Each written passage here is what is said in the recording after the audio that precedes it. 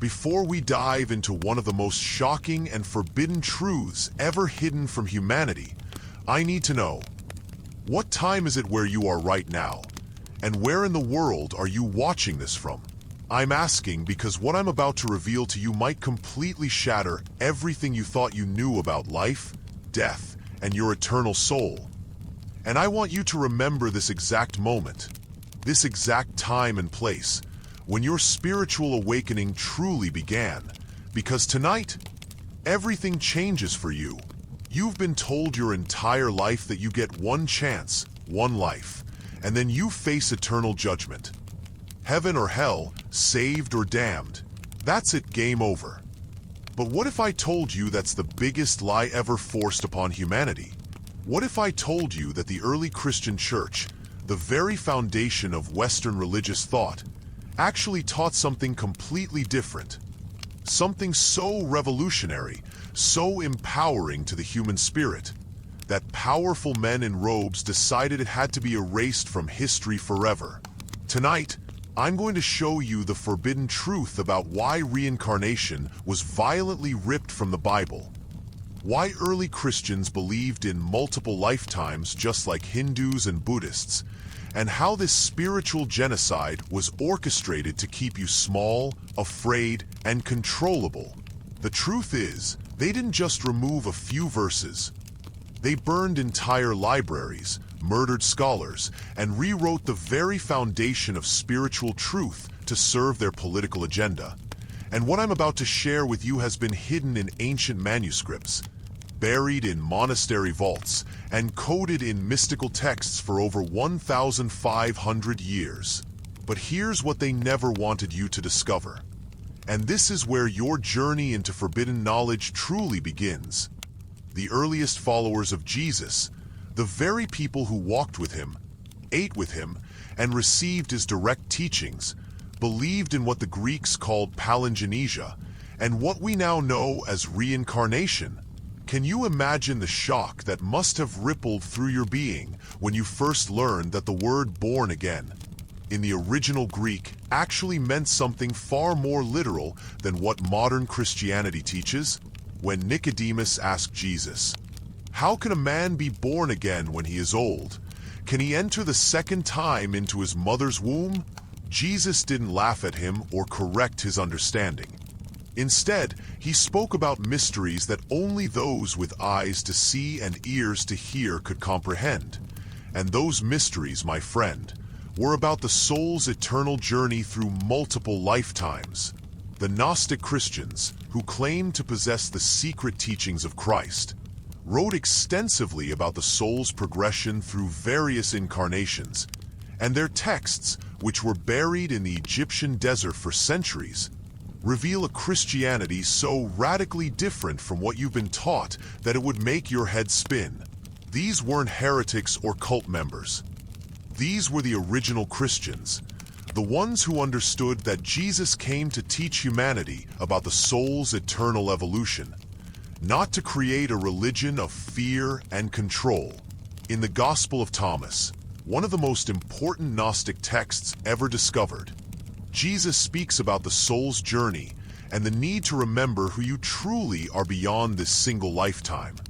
And when you read these words with an open heart and mind, you begin to understand why the Roman Church was so terrified of this knowledge that they would rather burn people alive than let it spread. The shocking truth that will absolutely blow your mind is that the concept of reincarnation wasn't just accepted in early Christianity. It was considered essential to understanding God's justice and mercy. Think about it for just a moment. How could a loving, all-knowing God condemn a soul to eternal torment based on the actions of a single lifetime? Especially when that lifetime might be filled with poverty, abuse, mental illness, or circumstances completely beyond that person's control. The early church fathers, including Origen of Alexandria, one of the most brilliant theological minds in Christian history, taught that the soul exists before birth and continues after death, learning and growing through multiple incarnations until it reaches perfect union with the divine. Origen wrote extensively about the pure existence of souls and their gradual return to God through a series of lifetimes.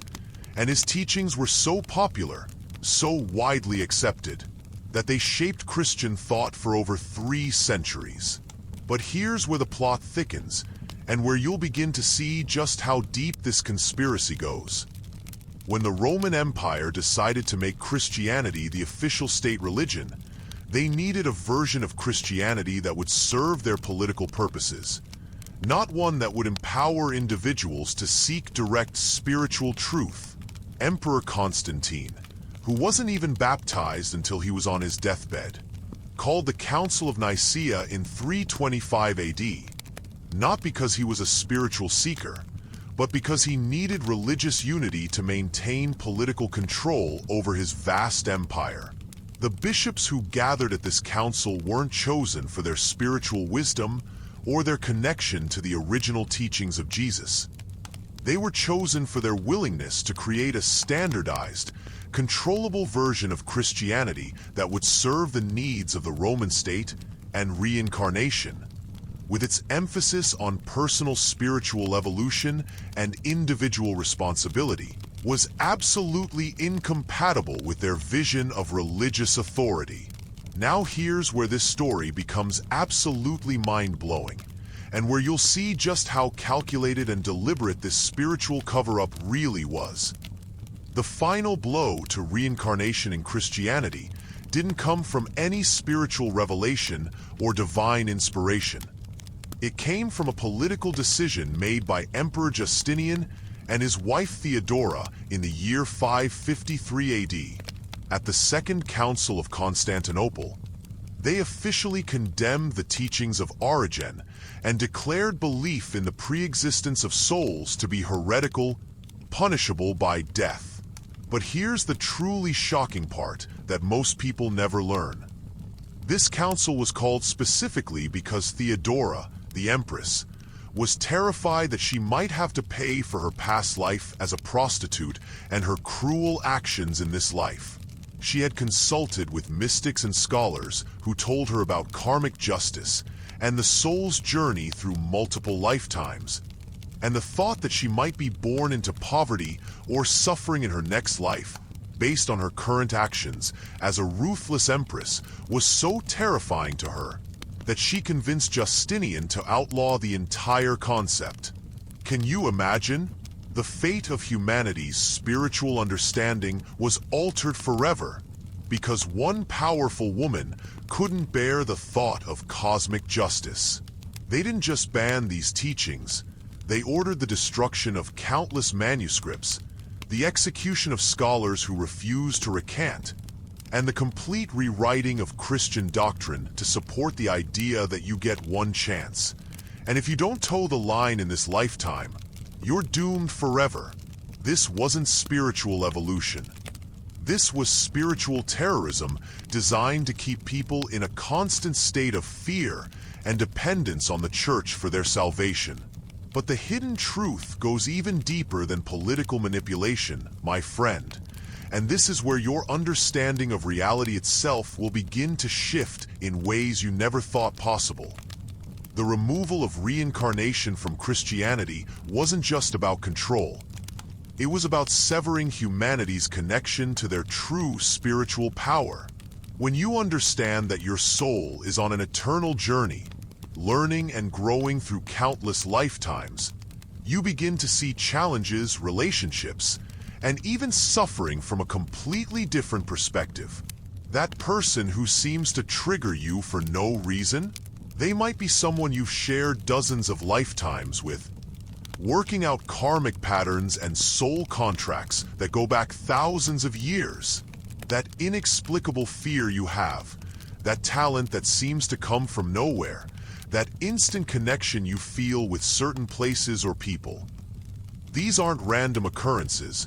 They're soul memories bleeding through from other incarnations. The early Christians understood this, which is why they practiced what they called anamnesis, the recovery of the soul's lost memories, and why their spiritual practices focused not just on salvation in this life, but on the soul's eternal progression toward divine consciousness. When you remove reincarnation from the equation, you're not just changing a religious doctrine. You're fundamentally altering human beings' understanding of who they are, why they're here, and what their ultimate destiny might be. Suddenly, instead of being eternal souls on a magnificent journey of growth and discovery, people became desperate, frightened creatures clinging to a single lifetime and dependent on external authorities for their spiritual welfare. The evidence for reincarnation in early Christianity is so overwhelming, so well documented, that it's absolutely astounding how successfully it's been erased from mainstream knowledge. And this is where you'll begin to see just how deep the rabbit hole of spiritual suppression really goes. The Gospel of Matthew contains Jesus' own words identifying John the Baptist as the reincarnation of the prophet Elijah. And when his disciples asked him about this directly, Jesus didn't deny it. He confirmed it, saying, "If you are able to receive it, he is Elijah who is to come."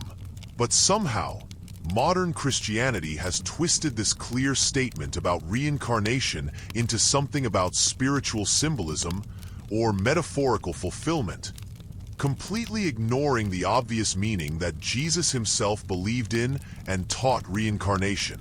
The book of Revelation speaks about being born again in ways that make no sense unless you understand them in the context of multiple lifetimes. And throughout the New Testament, there are dozens of references to concepts that only make sense if you understand the soul's journey through various incarnations. Paul writes about being caught up to the third heaven and experiencing things that were unlawful to utter, which early Christian mystics understood as memories from previous lifetimes and glimpses into the soul's eternal existence. The Apostle Peter speaks about the soul's precious faith being tested by fire, not just in this life, but through multiple trials and purifications, which was understood by the early church as a clear reference to the soul's journey through successive incarnations. What's even more shocking is how the archaeological evidence continues to support the early Christian belief in reincarnation, despite centuries of attempts to suppress and destroy this knowledge. In the ancient Christian catacombs beneath Rome, archaeologists have discovered artwork and inscriptions that clearly depict the soul's journey through multiple lifetimes. And in early Christian burial sites throughout the Mediterranean, they've found symbols and texts that make no sense unless you understand them in the context of reincarnation and the soul's eternal progression. The famous Abertius inscription, dating back to the 2nd century, describes the soul's journey in language that parallels Hindu and Buddhist teachings about rebirth and karma. And in the ruins of early Christian monasteries, scholars have uncovered meditation practices and spiritual exercises designed to help believers remember their past lives and understand their soul's purpose across multiple incarnations. Even more incredible is the discovery of the Nag Hammadi Library in Egypt in 1945, which contained dozens of Gnostic Christian texts that had been hidden for over 1,600 years. These texts, including the Gospel of Philip, the Gospel of Truth, and the Apocryphon of John, contain explicit teachings about reincarnation, the soul's pre-existence, and the process of spiritual evolution through multiple lifetimes. And when you read these ancient words, you realize that the Christianity you've been taught is like a shadow of the original teaching, a pale, distorted reflection of something far more magnificent and empowering. But here's where this forbidden knowledge becomes absolutely life-changing for you personally. Because understanding the truth about reincarnation and early Christianity isn't just about correcting historical lies. It's about reclaiming your true spiritual identity and stepping into the power that they've been trying to keep from you for over 15 centuries. When you realize that your soul is eternal, that you've lived countless lifetimes, and that you're here in this incarnation for specific lessons and purposes. Everything about your current life begins to make sense in ways that will absolutely blow your mind. That difficult relationship you're struggling with? It might be a soul contract you agreed to before birth. An opportunity to heal ancient wounds and evolve beyond old patterns. That career change you've been afraid to make. That creative project you've been putting off. That spiritual calling you've been ignoring. These might be your soul's way of guiding you toward the experiences you came here to have in this particular lifetime. The early Christians understood that each incarnation is like a chapter in an epic novel. And you can't understand the full story by reading just one chapter. You need to see the bigger picture, the soul's eternal journey, the magnificent tapestry of growth and learning that spans lifetimes and dimensions. The hidden teachings about karma and reincarnation that were stripped from Christianity are so profound, so transformative, that when you truly understand them, they will revolutionize not just your spiritual life, but every aspect of your existence. The early church taught that what we call karma, the law of spiritual cause and effect, isn't a system of punishment and reward, but a cosmic educational process designed to help souls learn and grow through direct experience. Every action, every thought, every choice creates ripples that eventually return to teach us about the nature of our own consciousness. And understanding this doesn't make you passive or fatalistic. It makes you incredibly empowered, because you realize that you are constantly creating your future experiences through your current choices and awareness. The Gnostic Christians wrote extensively about what they called the divine spark within each soul, and they understood that reincarnation isn't about punishment or endless suffering. It's about the gradual awakening of this divine consciousness within us, lifetime after lifetime, until we remember who we truly are beyond all the roles, identities, and limitations we've accumulated through various incarnations. This is why Jesus taught that the kingdom of heaven is within you. He wasn't talking about some distant reward after death. He was pointing to the divine consciousness that is your true nature, waiting to be awakened and expressed in this lifetime, and every lifetime until you achieve what the early Christians call theosis, complete union with the divine. Now let me share with you something that will absolutely transform how you see your current challenges and opportunities. Because when you understand the real purpose of reincarnation as taught by the early Christians, you'll never feel like a victim of circumstances again. The Gnostic texts reveal that before each incarnation, your soul meets with what they called the Council of Light. Spiritual beings who help you choose the specific experiences, relationships, and challenges that will most effectively promote your growth in that lifetime. This means that on a soul level, you actually chose the family you were born into, the country and time period you incarnated in, even the major challenges and opportunities you would face, because your higher consciousness knew exactly what experiences would help you evolve beyond your current limitations.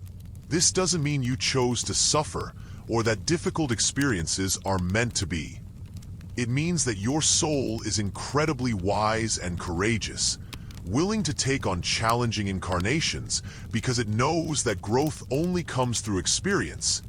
And the most profound growth often comes through the most challenging experiences. The early Christians called this voluntary incarnation. And they understood that truly advanced souls often choose the most difficult lifetimes because they want to accelerate their spiritual evolution and also serve as teachers and healers for other souls who are struggling with similar challenges. The forbidden knowledge about what happens between lifetimes is perhaps the most mind-blowing aspect of early Christian teachings on reincarnation. And this information has been so thoroughly suppressed that most people have never even heard whispers of it. According to the Gnostic texts and the writings of Origen, when your soul leaves this physical body at death, You don't immediately go to heaven or hell. You enter what they called the intermediate state, a realm of pure consciousness where you review everything that happened in your just completed lifetime with perfect clarity and understanding. In this state, you see not just your own actions and their consequences, but you actually experience the effects of your choices on every other person you encountered. You feel their joy when you help them, their pain when you hurt them, their confusion when you lied to them, their gratitude when you loved them. This isn't punishment. It's the most compassionate and effective education possible, because you literally understand the full impact of your consciousness and choices in ways that would be impossible while incarnated in physical form. After this life review, you work with spiritual guides to understand what lessons you learned, what patterns you still need to heal, and what new experiences would most effectively support your continued evolution. And then you begin the process of choosing your next incarnation with all the wisdom and love of your eternal soul guiding the decision. But here's something even more incredible that the early Christians understood about the soul's journey through multiple lifetimes. They taught that advanced souls could actually remember their past lives and consciously access the wisdom and abilities they had developed in previous incarnations. The spiritual practices they developed weren't just about salvation in this life. They were about awakening what they called soul memory and integrating the full spectrum of your eternal existence into your current consciousness. They practiced meditation techniques designed to help believers remember not just their immediate past life, but their entire soul history going back thousands of years. And they understood that this wasn't just interesting information. It was practical wisdom that could transform your current lifetime in absolutely miraculous ways. Imagine discovering that you were once a healer in ancient Egypt and being able to access those healing abilities in this lifetime. Or remembering that you were a wise teacher in ancient Greece and being able to draw upon that wisdom to guide and inspire others today. The early Christians knew that your soul carries forward not just karmic patterns that need healing, but also incredible gifts, talents, and wisdom that you've developed over countless lifetimes. And when you learn to access this treasure trove of soul experience, you become capable of things that seem absolutely impossible from the perspective of a single lifetime. The systematic destruction of reincarnation teachings from Christianity wasn't just about changing religious doctrine. It was about creating what we might call spiritual amnesia in humanity. And the effects of this psychological warfare are still devastating people's lives today. When you believe you only get one chance, one lifetime to get it right, you live in a constant state of anxiety and desperation that makes you incredibly vulnerable to external control and manipulation. You become willing to give up your power to anyone who claims to have the authority to determine your eternal fate. Whether that's a religious institution, a political system, or any other external authority that promises to save you from the consequences of your supposed spiritual inadequacy. But when you understand that you are an eternal soul on an incredible journey of growth and discovery, that you've already lived countless lifetimes and will continue to evolve and learn through countless more, you step into a completely different relationship with life, death, and your own spiritual power. Suddenly, instead of being desperate for external salvation, you become focused on internal transformation. Instead of fearing death, you see it as simply a transition between classrooms in the eternal university of consciousness. Instead of judging yourself and others based on the limited perspective of a single lifetime, you begin to see everyone as fellow souls working out their own karmic patterns and learning their own perfect lessons. The evidence for the deliberate suppression of reincarnation in Christianity is so overwhelming that once you see it, you'll never be able to unsee it. and you'll begin to understand just how much spiritual truth has been hidden from humanity for political and economic purposes. The Council of Constantinople in 553 AD didn't just condemn Origen's teachings. They ordered the destruction of his massive library, containing over 6,000 works on Christian mysticism, theology, and spiritual practice. Imagine the incredible knowledge that was lost when they burned those texts.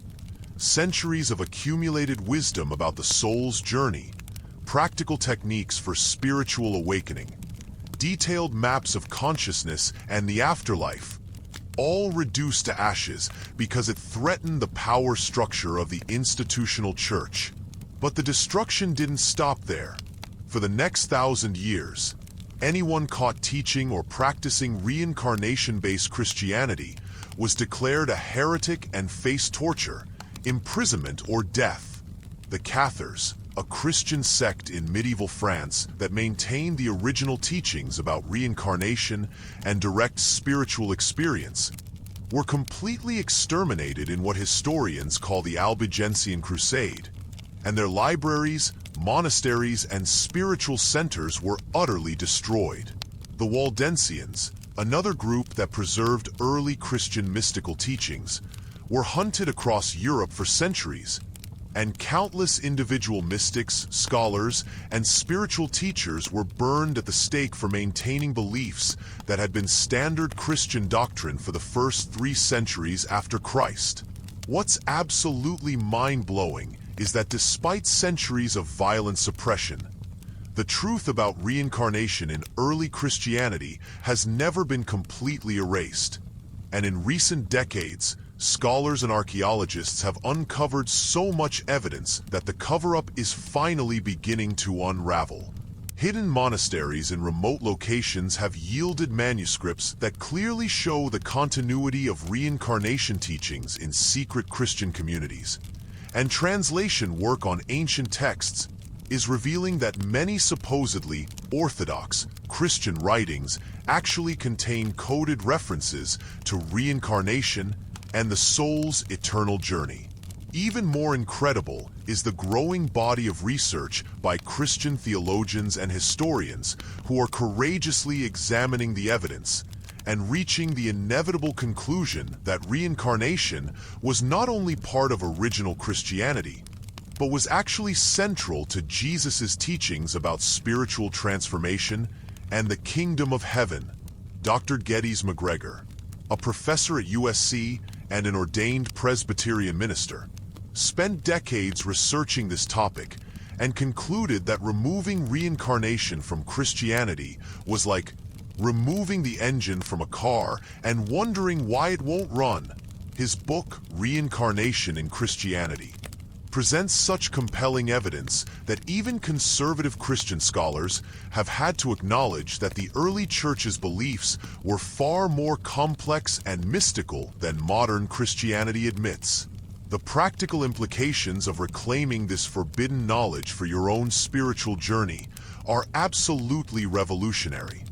And this is where everything I've shared with you tonight begins to transform from historical information into personal empowerment.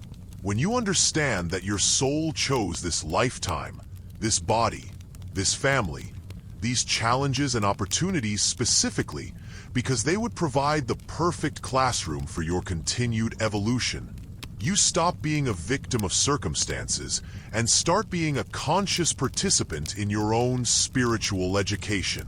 Every difficult relationship becomes an opportunity to heal ancient patterns. Every challenge becomes a chance to develop new strengths and wisdom. Every moment of joy becomes a celebration of your soul's progress on its eternal journey.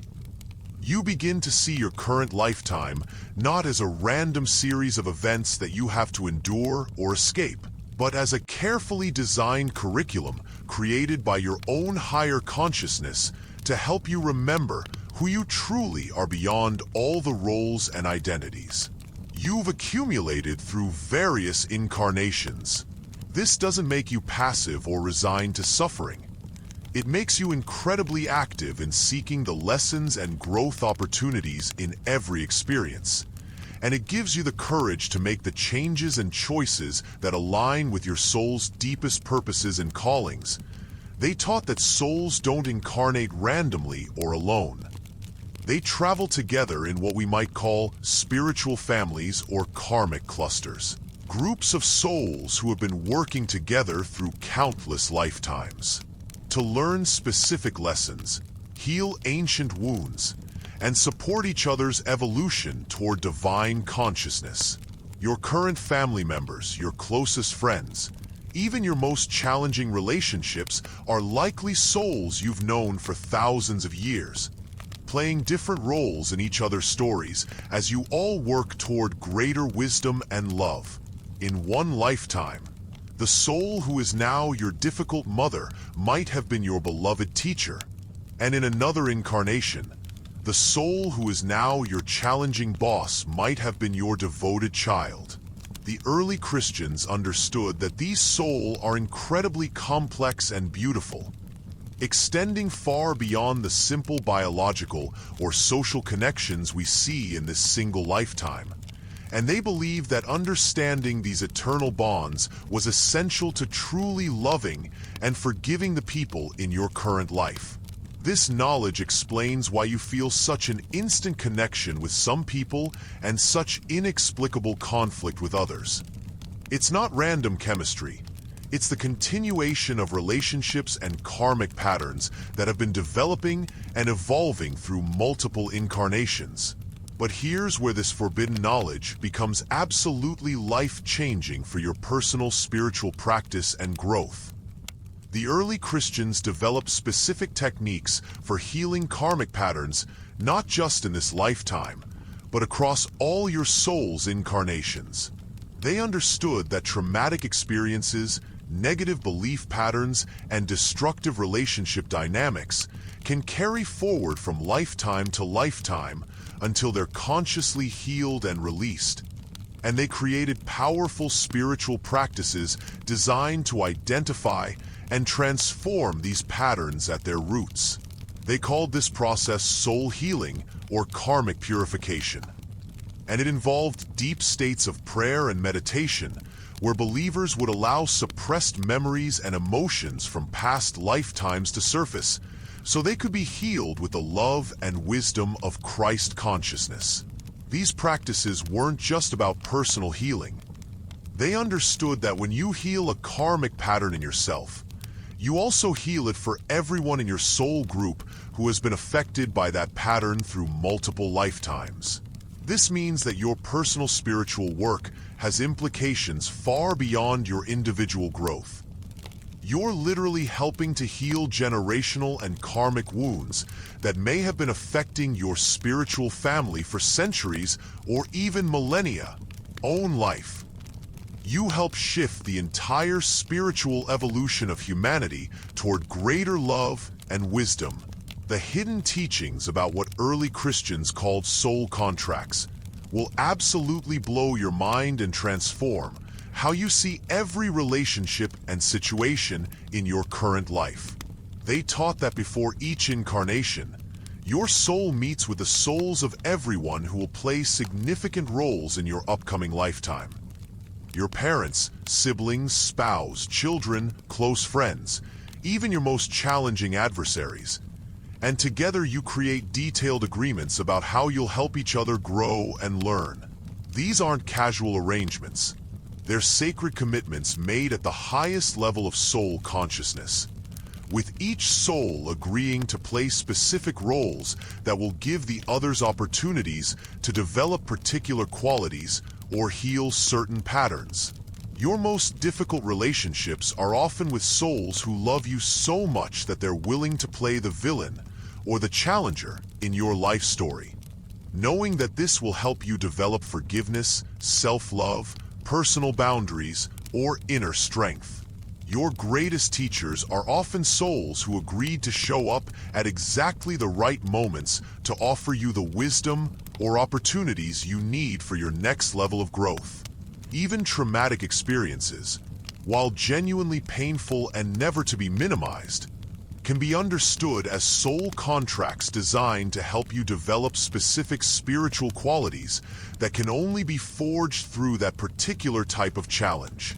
The early Christians emphasized that understanding soul contracts doesn't make you passive about improving difficult situations. It gives you the wisdom to extract the maximum learning and growth from every experience, while also taking appropriate action to create positive change. Now let me share with you something that will absolutely transform your understanding of prayer, manifestation, and spiritual practice.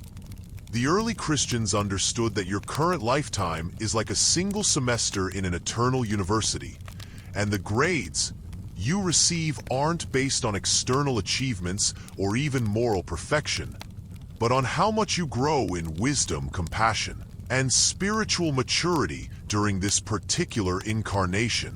This means that someone who starts this lifetime with tremendous challenges and trauma, but makes significant progress in healing and spiritual development, might actually graduate with higher honors than someone who had an easy life, but remained spiritually stagnant. The early church taught that God isn't interested in your performance according to external standards. The divine is interested in your soul's evolution, your growing capacity to love unconditionally, your developing wisdom about the nature of reality, and your increasing ability to serve the highest good even in difficult circumstances.